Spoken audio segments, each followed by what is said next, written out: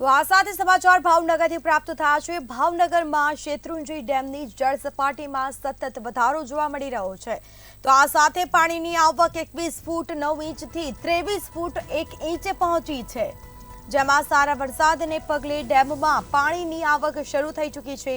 પુષ્કળ પ્રમાણમાં પાણી જોવા મળી રહ્યું છે। ડેમમાં 2855 ક્યુસેક પાણીની આવક નોંધાઈ છે।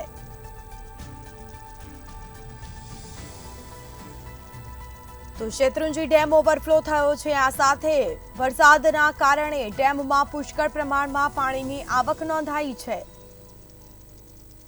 તો ભાવનગરમાં પણ વધુ વરસાદના કારણે જળબંબાકાર જેવી પરિસ્થિતિ જોવા મળી છે। જળ સપાટીમાં વધારો જોવા મળી રહ્યો છે, નદી નાળા છલકાયા છે, બીજી તરફ ડેમ ઓવરફ્લો થઈ રહ્યો છે।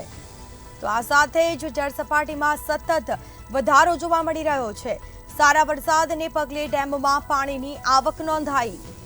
ડેમમાં 2855 ક્યુસેક પાણીની આવક નોંધાઈ છે। બીજી તરફ વધુ વરસાદના કારણે સતત ડેમની જળ સપાટીમાં પણ વધારો જોવા મળી રહ્યો છે।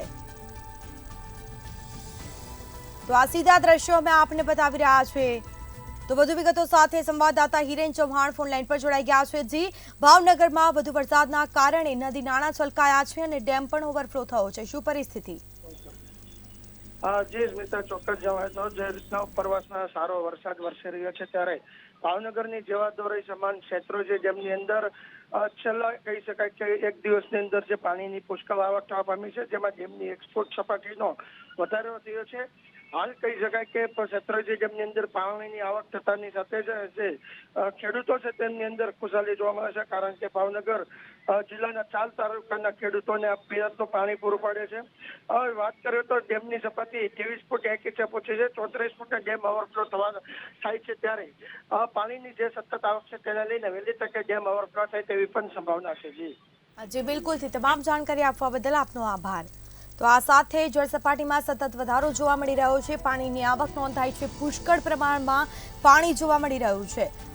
તો ડેમની જળ સપાટીમાં વધારો થયો, પાણીની આવક 21 ફૂટ 9 ઇંચથી 23 ફૂટ 1 ઇંચે પહોંચી છે।